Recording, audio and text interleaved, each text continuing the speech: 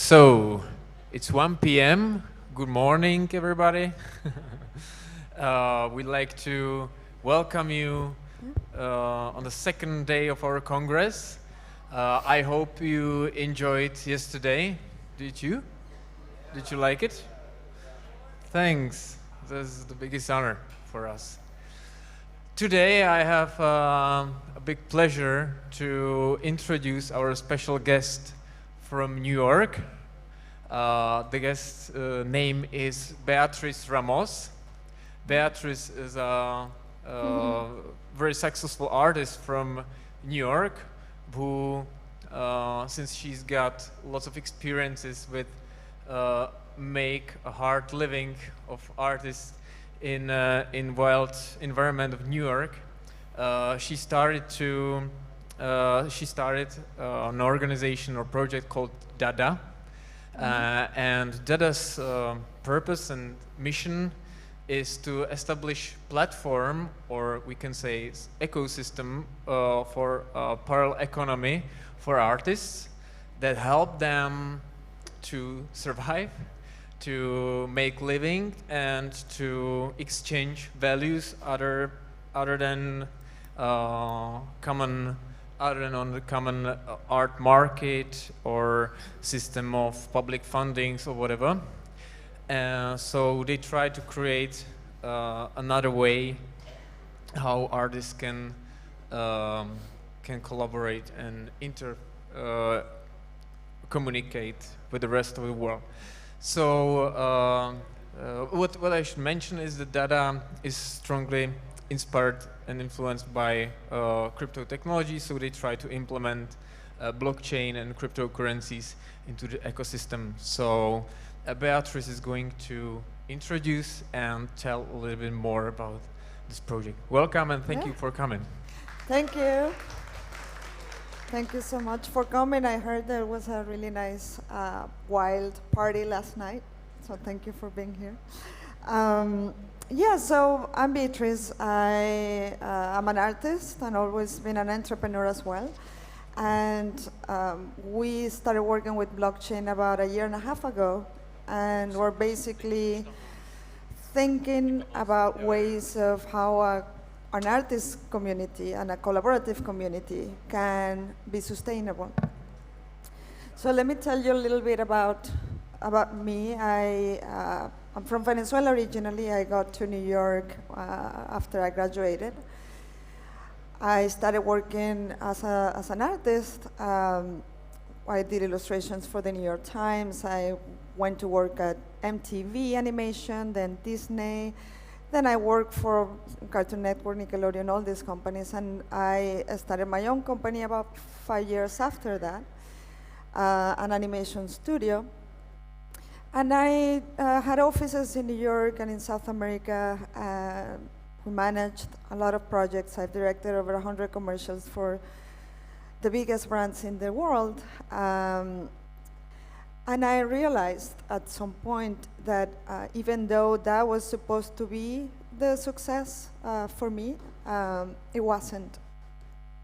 So one of the things is that of all the work I've done in 20 years, I don't own any of the intellectual rights. And because of that, I only capture a tiny fraction of the value I created and I helped create.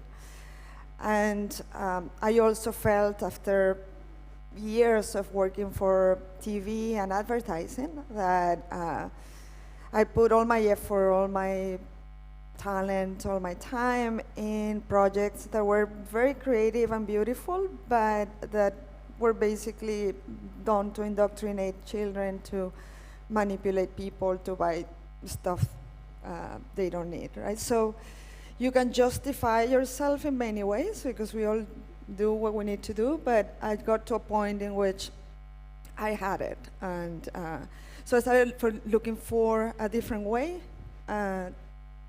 to be able to live as an artist and feel that it was in accordance to my values.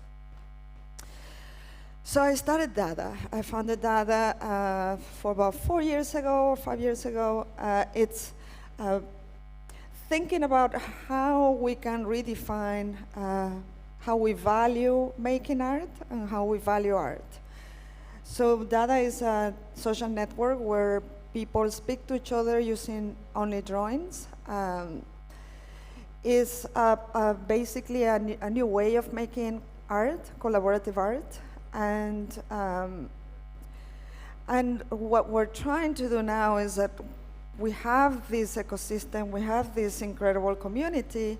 How can you introduce an economic system underneath that actually doesn't disrupt the art making and the magic that the community has? So this is how it works. You have a feed. You can see the conversations that other people are having.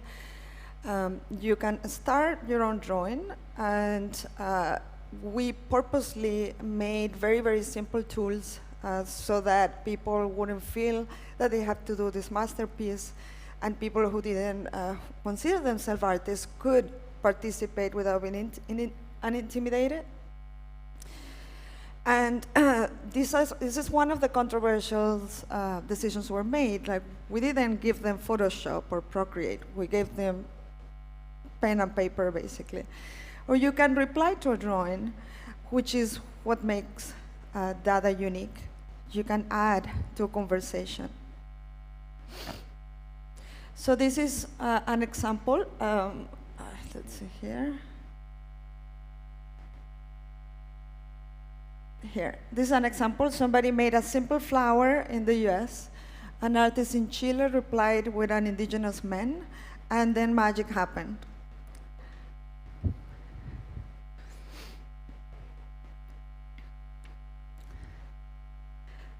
So what you see here is, and what is beautiful about it is that all these panels, each panel is made by a different person in a different part of the world. We don't know each other, we've never met. Now we're starting meeting here. Javier and Serena are two of our artists, and we met them 2 days ago in person. But because it creates such a powerful connections, we met 2 days ago in person, but we feel that we've been friends for a long time. So when you have a community that is based on collaboration and solidarity, how do you introduce an economic system that doesn't disrupt the community? Because what happens is that we value the interactions and the connections more than we value making money in this context. And one of the things is, if we go into a decentralized governance, how do you manage that? How you manage my right to do whatever I want, and to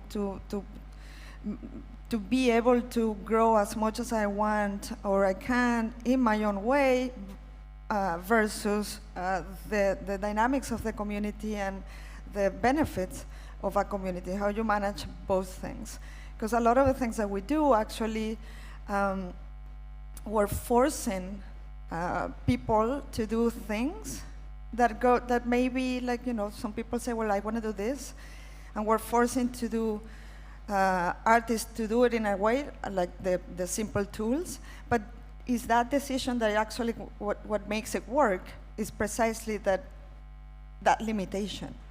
So how you balance the individual needs and desires versus what works for a community, without going all the way into collectivism and just not being aware of the difference of people, like people that may have a way of doing things that is not in accordance with everybody else, and it should be respected as well. And it's not an easy answer. So I'm going to talk a little bit about what we're doing with blockchain and how we're envisioning this. And I would love to have a dialogue afterwards and see how you feel about it, because some of the things that we're doing are actually quite controversial.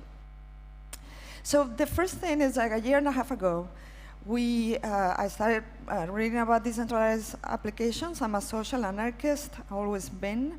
So for me, it was natural. And so we went straight into blockchain, selected a collection of 100 drawings, made them into limited editions, and launched that collection about over a year ago.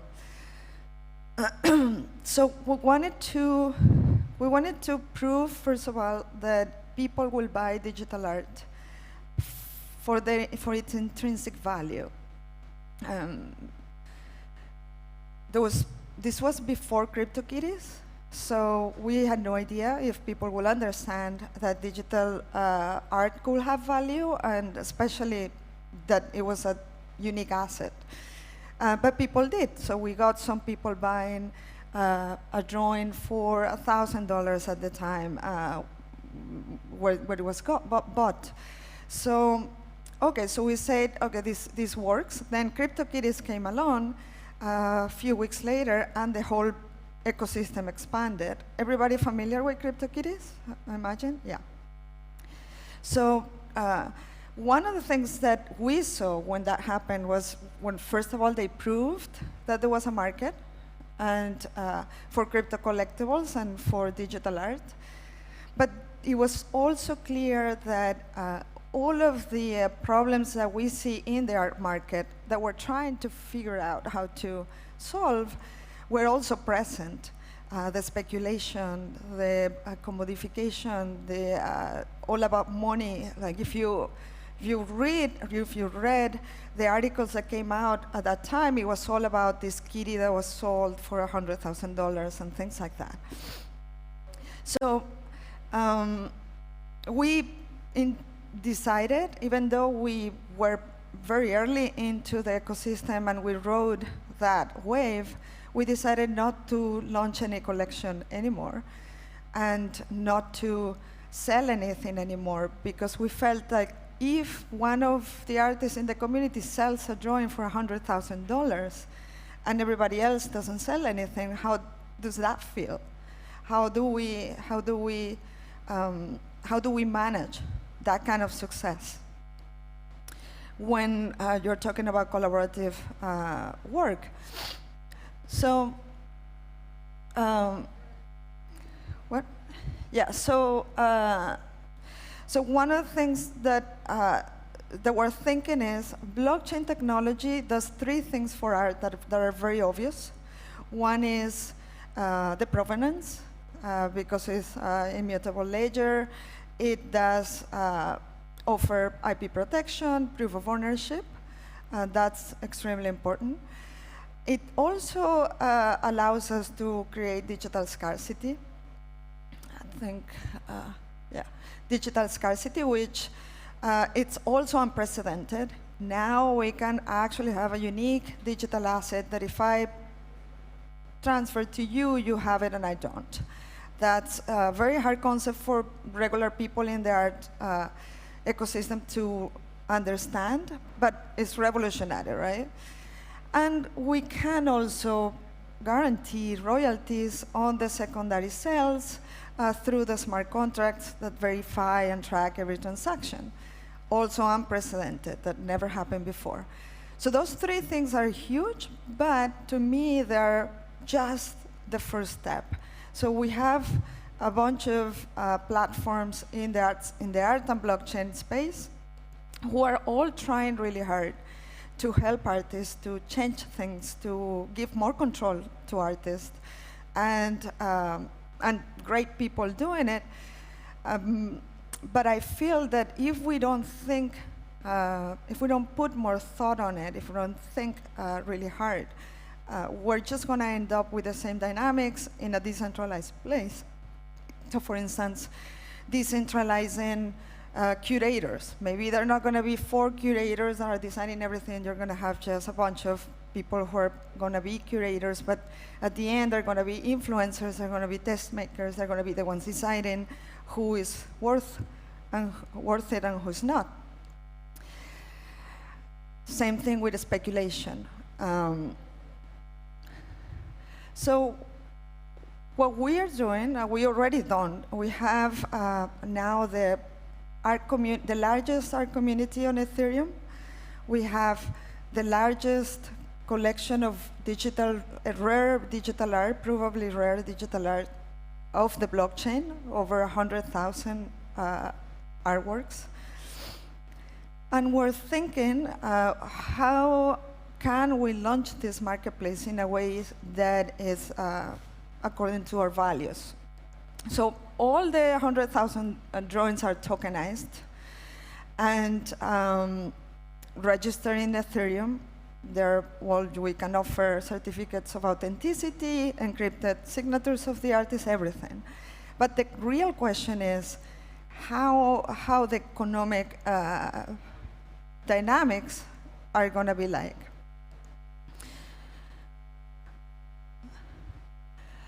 So this is very important. Serena is here. She represented the spirit of all the artists that we have in the community, which was, we prefer not to sell work if that's going to change the experience that we're having, because we value this more than selling work. And these are people who need the work, right? Who need the money. So we're thinking in economic terms. One of the things is how we handle the IP protection and the proof of ownership when it's a collaborative community. So one thing, these are conversations. So we're saying, okay, so we're going to have a composite token that it's going to be the entire conversation, and a bunch of NFTs, non-fungible tokens, are going to be representing each of the drawings. That means that the conversation is going to be owned by all the artists who participated in the conversation, and each artist is going to own and be the intellectual property is going to be of the artist who made the drawing. So in terms of value and distribution, we're saying 60% goes of a sell. Let's say we sell a drawing. 60% is going to go to the artist who made the drawing. 10% is going to be distributed equally, because there could be value from any part of the conversation, but we're saying the whole conversation has more value than the sum of its parts.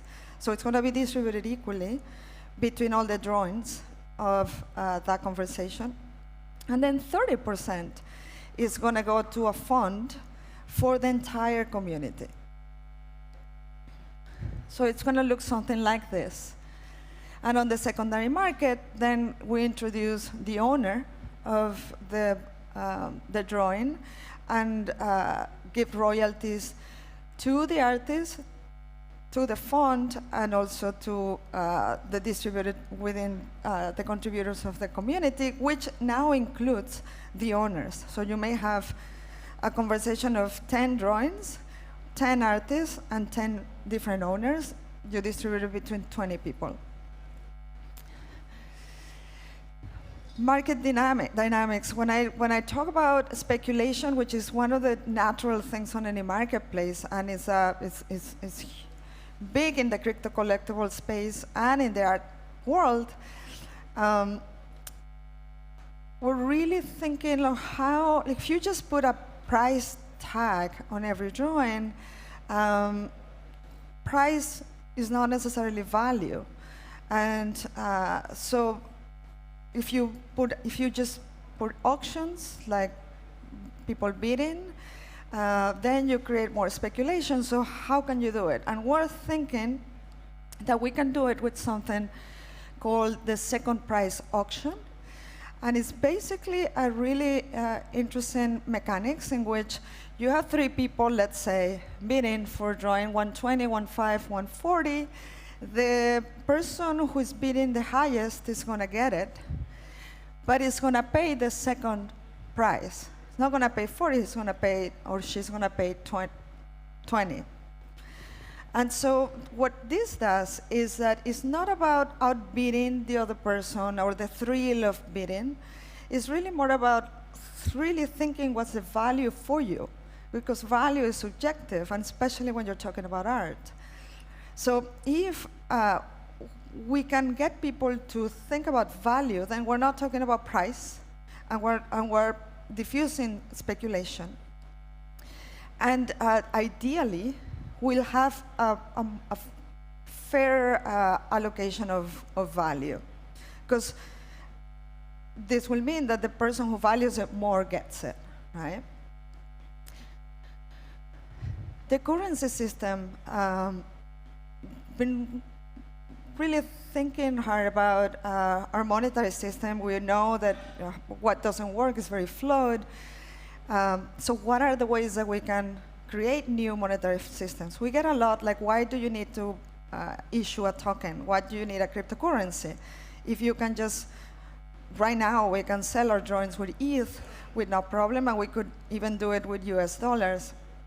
But one thing is that we want really, or really committed to decentralization. So it's very hard to balance the fact that there's so much friction for people to come into the ecosystem and buy drawings with cryptocurrency. So it's natural that people think that we should sell in fiat money, but then you're not decentralized, right? And we don't want to be. Maybe we do it. Maybe that's the only option right now, but you have to know that then you're not being decentralized.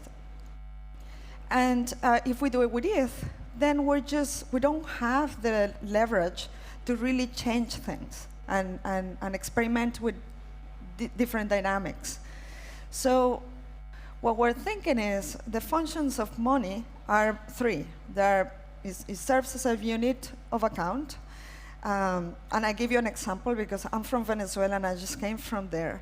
And it's a place where the money lost its functions. So it's not a unit of the Bolivar. It's not a unit of measure anymore because everything is measured in dollars. Because the hyperinflation is so like the highest in the world that you can measure it in bolivars anymore. Then there is a store value. It doesn't serve as a store value anymore because again, tomorrow is going to be worth less, so there is no incentive to put it in the bank and save it. And the medium, it serves as a medium of exchange. And as I said, I was in Venezuela last week, and there is no cash. There's no way to get cash from the bank. So the bank will give you, let's say, the equivalent of 50 cents, and then you want to take a cab, and it will be $1.50, but you can't. So the cab driver is there. He wants to take me to the place. I want him to take me to a place, but we have no way of doing it because even though I have money in the bank, I can't get it. So those are the functions of money. And what we're saying with Dada, and it's a particular case argument to say that this is what happens when a government mistreats and mishandles the economy, right? So what we're saying is, okay, so let's divide it. Maybe it doesn't, the cryptocurrency that we're going to launch doesn't serve all the functions. Maybe it's just two. Let's say the Dada token, let's call it Dada token for now, serves as a unit of account. So everything, every drawing and every value is represented in the Dada tokens. Let's say the Dada token, it's the store value. So it might be backed by the entire collection. We have over 100,000 drawings, and it can benefit from the network effects. The more artists in the community, the more collectors, the more demand, the more drawings, the more value the token will have, right? So I see this like, imagine if MoMA, which has a beautiful collection of art, issues the MoMA token, and all of a sudden we can get a little bit of ownership into the collection. And so if it's backed by the collection of MoMA, the more the value goes up and the more art they acquire, the token should go up in value, right? And so and here's when it gets interesting. We believe that an economy for an art community, for art, and for artists who are committed to collaboration should be invisible. And by this I mean that money and price is not present at any time. So one of the things that we are thinking about is to use the actual drawings, which are non-fungible tokens that can be transferred just as a fungible token, as a cryptocurrency, to use the drawings as a system of exchange. So if I want to pay for something, if I want to bid for another drawing, if I want to be paid, I will be paid with drawings. And this whole system, if the 30% of the art fund, the royalties for all the contributors of a conversation, everything is all so that at the end, if you hold the Dada token, you have a little bit of ownership and you get dividends from the value that the community is creating. But also we can put in place a system in which there is a guaranteed basic income for all artists.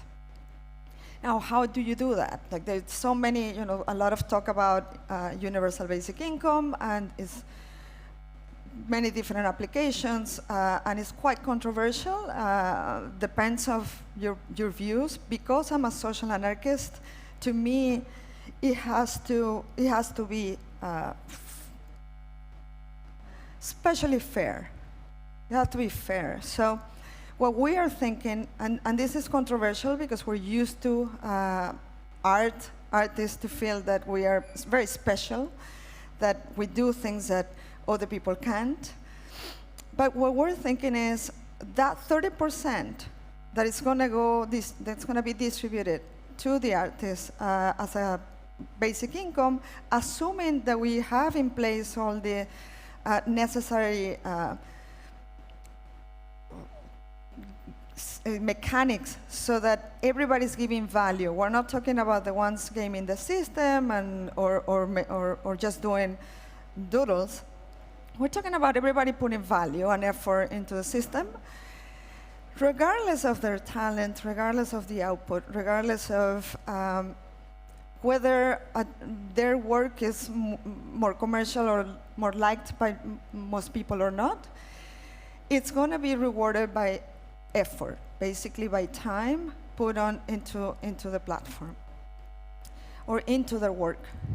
So this means that if you have a Picasso who in half an hour can do this amazing drawing and everybody loves it and everybody's bidding on it, and you have somebody who's just starting and it's not as skilled, that it's taking 6 hours to do a mediocre drawing, the person who is putting the 6 hours is going to get more money than the Picasso who is putting a half an hour. And the reason is because we have to really think, if we really want to change the system that we have, which is called the star system, right? You have a couple of winners that take all, and then the majority of the people trying and failing and not being able to survive as artists. How do you do that? How do you change that? We have to think about, I see myself as being a successful artist in New York. I have 20 years of experience. I work with a Syntec, have a Mac, the best technology. Somebody in Peru or Chile or Kenya is competing with me with very slow internet, with a shitty PC, right? So it's like, you really have to think about who is competing with who and how you level the playing field. So this is only for the distribution of the universal, the guaranteed basic income. At the end, the Picasso, what you want is the person who is starting now, you want them to keep making art. until they actually get great. And you want the Picasso to put 8 hours instead of half an hour. So if the Picasso is incentivized to do 8 hours, he's going to produce something that at the end he's going to sell more and benefit more. So these are the basics. I would love to hear your thoughts about what we're doing. This is our community. It's for anyone. It's for the fine artist that is iconoclast and uncompromising. Is for, we have artists who are accountants that they were created when they were kids and became lawyers and accountants, and it's for everyone. So yeah, this is what we're doing, and thank you so much.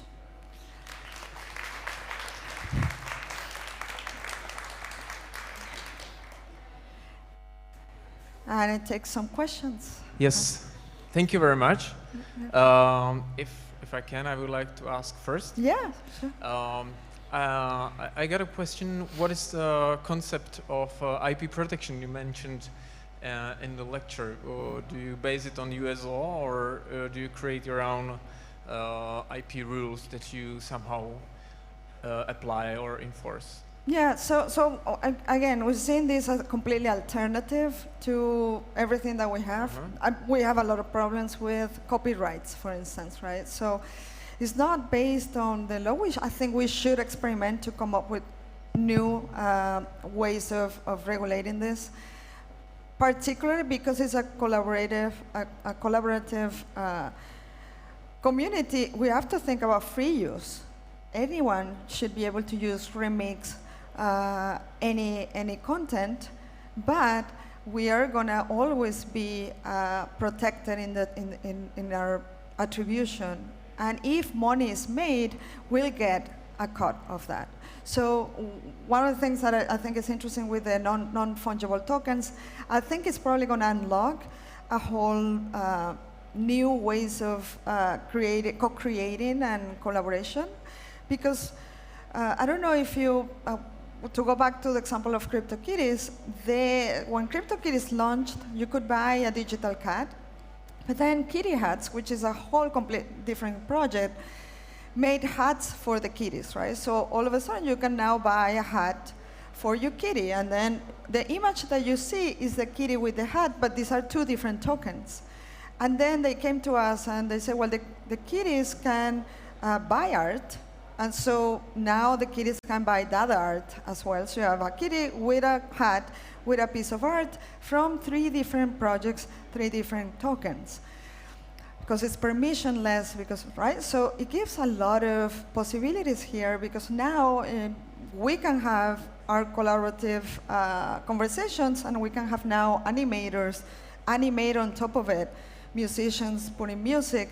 Everyone is going to be credited for it, and if there is a commercial value, we all gonna get the cut that we deserve. So. Okay, and so the source of the rules is the community itself. So you use like some common license system, or? Well, we don't Creative Commons, or yeah, we're probably gonna go Creative Commons, and but we haven't decided anything. And it's to be completely honest, one of the most difficult things about this is like how you really make decisions in a decentralized way, right? It's not realistic. It's not practical. There's no way that we could ask our community or give enough information fast enough so that we can make these decisions. So we haven't. We're thinking a lot, and at some point we'll decide. Yeah. I think it's a very tough part. Yeah, it's Keep really fingers difficult. crossed to solve it. Some question from the audience, please. Hey, so this seems like a really elegant solution to the collaborative project that you guys are doing. Do you see this scaling up for the entire market, or how would it work for someone who just wants to create, or are there possibilities for someone who just wants to create individual art? Yeah. So it's like I don't like capitalism, but I'm not here to break it down. I want to have an alternative to that. It's the same with the art market, right? I think there's a lot of things wrong with it. I'm not going to be the one pushing to disrupt them. I think they should be disrupted, but I'm not going to be the one. We are creating our own alternative. So one thing that is unique, there's a lot of things that are just unique about that, because it's a conversation platform. It's not a marketplace. I mean, it's a mix between our project, our marketplace, and a technology startup, right? But one of the things is that people are making art there straight on the platform. Nobody uploads their own work. So I think it gives us a little bit more leeway, because it's not my work that I'm putting there. I'm just conversing, right? So we have a lot more leeway in terms of experimentation. Ideally, what we should be is the entrance to the whole blockchain art ecosystem, and then from there people can go into these other platforms to do the same thing with their work. So if they want to get 100% of the sales, well, they should from there go to super rare. And if they, right, like you go and then you have all these options. So that's how we see it. So I'm not thinking about scaling, because, I think it's actually easier to scale. Like we just we have a partnership with Apple, get the mobile app, and it probably will scale with their help to a few millions. What's really difficult is, even in such a small community, we're about 160,000, how you make it sustainable. That's the difficult part, right? So if we succeed in making it sustainable right now at this stage, then you can think about scaling that. But this is the hard part. Thank you. Another question? Is there any? I don't see. Theo, you have a question for me? Yeah. I want. Hi, what's up? Go for it. No, I just wanted to ask, so when it's ready, I can withdraw my NFT tokens and my data tokens to my own wallet. I don't have to have it on the site. Is that the vision? Yes. So eventually. Yeah. So it's completely decentralized. They live in IPFS. You can do whatever. I mean, the only difference, right, is the only thing that we can own is the UI. Yeah. Right. And right. Because right now it's not possible to really put that on the blockchain, and it's also the thing that differentiates the experience. Yeah. So that part is centralized. Everything else is decentralized. I do have another question. I just thought of it. Yeah. Okay.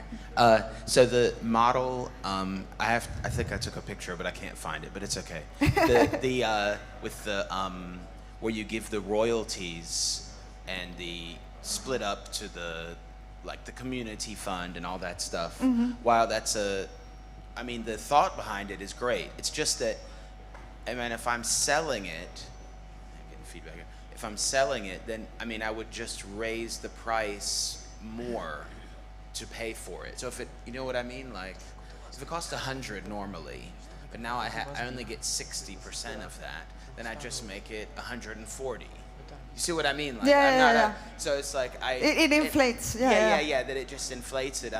It might not. Yeah. Out of ideological reason, and then in the end it might.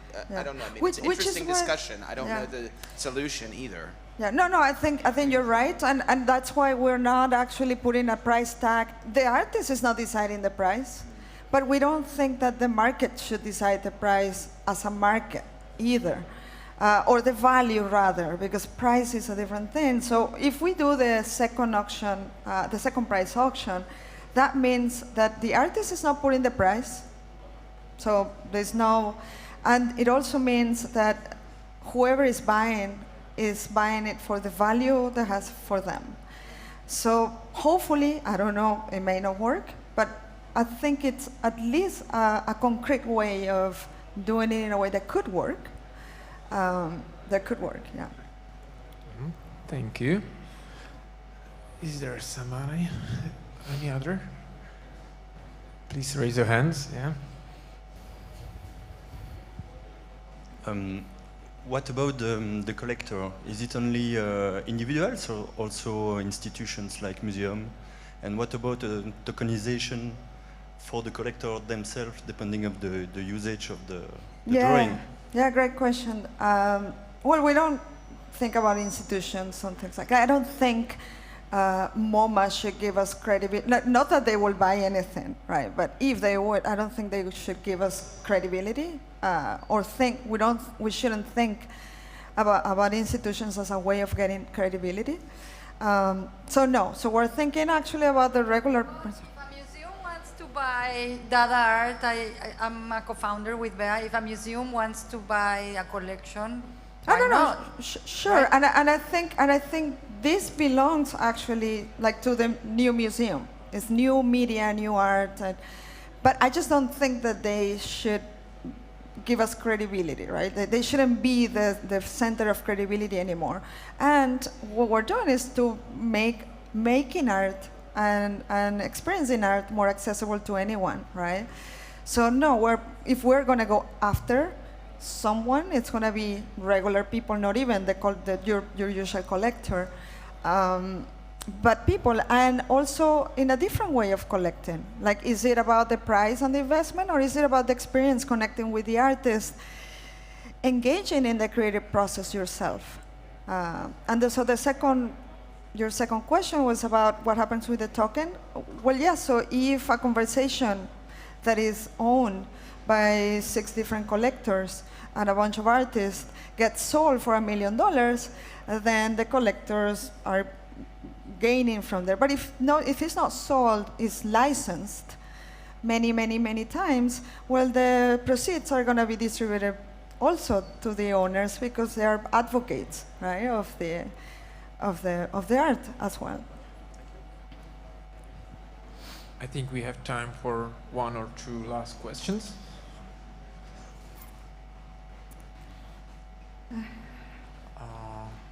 If there is, yeah, there is one. Do you think the model extends to physical art? And, Hi, Robert. Hi, Beatriz. No, I was just curious because how are you thinking about that? Or do you see Dada remaining a solely digital art community? No, that's a great question. We see it as remaining digital for a few reasons. One is we don't have the first registry problem. So as soon as a drawing is made on the platform, it's tokenized and registered. So we don't want to deal with the other stuff. And I think the physical art is a little bit harder to solve, but I think it can be solved. Yeah. What about creating prints like the high-res? Would we be willing to release high-res files for prints? Yeah, but then it's like, okay, so to answer your question, like, yeah, people want to print and put it on the wall. I think we should be thinking about what can we do that wasn't possible before? What can we do with the tokens, especially the non-fungible tokens that has never been able, to do before. So to me, I see us going deeper into collaboration and bringing musicians, bringing animators, bringing all kind of, and co-creating this art. I think there is quite nice example how this can work for physical objects. The project is called Veris Art. Yeah, exactly. And as you see the prints related that are for sale in this merchandise place, the graphic designer that made them uses various art for authentication of his pieces, so you can directly talk to him with about his experiences. It works well as far as he told to me. Yeah, and actually I give Roberto credit because we were inspired about the royalties from his project. So thank you very much. Yeah, thank you. Thanks thank you for being coming to us and join this Congress. Thank you. and 2 p.m. we continue with Thank you so much. next lecture. Thanks.